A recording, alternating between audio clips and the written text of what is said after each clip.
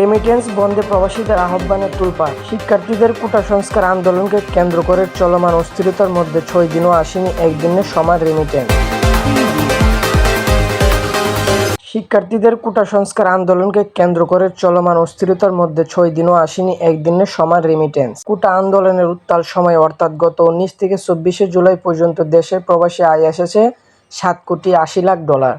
অথচ মাসের প্রথম 18 দিনে এসেছিল প্রতিদিন গড়ে $7,90,00,000। দেশে প্রবাসী আয় আসা গত এক সপ্তাহে উল্লেখযোগ্য পরিমাণ কমে গেছে। বাংলাদেশ ব্যাংকের প্রবাসী আয় সংক্রান্ত হালনাগাদ প্রতিবেদন থেকে এমন তথ্য পাওয়া গেছে। এদিকে রেমিটেন্স কম আসার কারণ সম্পর্কে বলা হচ্ছে, কোটা সংস্কার আন্দোলনকে কেন্দ্র করে দেশজুড়ে 19 জুলাই শুক্রবার রাত থেকে কারফিউ জারি করে সরকার। এরপর মঙ্গলবার পর্যন্ত ব্যাংক বন্ধ ছিল। ইন্টারনেট সংযোগ না থাকায় ব্যাংকের অনলাইন লেনদেনও বন্ধ ছিল। কয়েকদিন লেনদেন বন্ধের পর 24 জুলাই ব্যাংক চালু হয়। সেদিন লেনদেন চলে বেলা 11টা থেকে 3টা পর্যন্ত 4 ঘন্টা। ব্যাংকিং কার্যক্রম বন্ধ থাকায় 19 জুলাই থেকে 23 জুলাই বৈধ পথে তথা ব্যাংকের মাধ্যমে দেশে প্রবাসী আয় আসা সম্ভব ছিল না। সময়ের মধ্যে যারা বিদেশ থেকে প্রবাসী আয় পাঠিয়েছেন, গত বুধবার ব্যাংক খোলার প্রথম দিনই তা দেশের ব্যাংকে জমা হওয়ার কথা ছিল, কিন্তু সেটি হয়নি। অন্যদিকে প্রবাসীদের পক্ষ থেকে রেমিটেন্স বন্ধের আহ্বানে নেতিবাচক প্রভাব পড়েছে বলেও মনে করেন অনেকে। এই নিয়ে সামাজিক মাধ্যমে পক্ষ বিপক্ষ জোর প্রচারণা চলছে।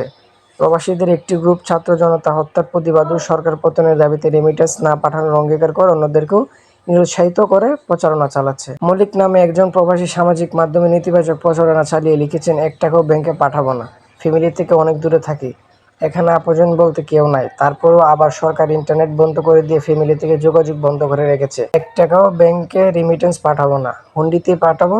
তাছাড়া হুন্ডিতে রেটও বেশি। আবার টাকা পাঠাতে ডিউটি বন্ধ করে ব্যাংকে যেতে হয় না, টাকা বাড়িতে গিয়ে দিয়ে আসে। আর হুন্ডিতে টাকা পাঠাতে খরচও লাগে না।" ফেসবুকে ফুরকান পাঠান লিখেছেন, "শ্রীলঙ্কার প্রবাসীরা কি করেছিল মনে আছে? ঠিক ওই রকম করতে হবে। তারা 3 মাস টাকা পাঠানো বন্ধ রাখছে। সবাই ভাবছে শ্রীলঙ্কা দেউলিয়া হয়ে গেছে, কিন্তু সরকার পরিবর্তন হওয়ার 2 মাসের মধ্যে শ্রীলঙ্কা ঘুরে দাঁড়িয়েছে। সবাই ভাবছে ম্যাজিক, আসলে 2 মাসে তাদের প্রবাসীরা রেমিটেন্স পাঠিয়ে শ্রীলঙ্কার অর্থনীতিকে শক্তিশালী করেছে। এটাই প্রবাসীদের শক্তি। পরিবারকে বলুন কষ্ট করে 3 মাস।" কোটা আন্দোলনকারীদের শিক্ষার্থীদের প্রতি নিহিংসতা ক্ষোভ জানিয়ে ফখরুল লিখেছেন, "আমাদের টাকা দিয়ে বুলেট কিনেও বুলেট আবার ভাইদের বুকে মারা হয়। আমার ভাইদের হত্যার বিচার না হলে 1 টাকাও ব্যাংকে যাবে না। আমার সাথে কে কে একমত?" মশিউর রহমান লিখেছেন, "বিদেশের মাটিতে বসে দেশপ্রেমের বহিঃপ্রকাশের সুবর্ণ সুযোগ এসেছে। রেমিটেন্স বন্ধ করে স্বৈরাচার ইটাবার আন্দোলনে এমন সুযোগ আর পাবো না। 1 কোটি রেমিটেন্স যোদ্ধার সাথে আমিও একজন।" অন্যদিকে রেমিটেন্স পাঠাতে উৎসাহিত করে মোহাম্মদ শামীম লিখেছেন, "দলপ্রেমীরা কখনো রেমিটেন্স দেশে পাঠাবে না। দেশের পরিচয় বহন করে অথচ দেশের প্রতি ভালোবাসা নেই।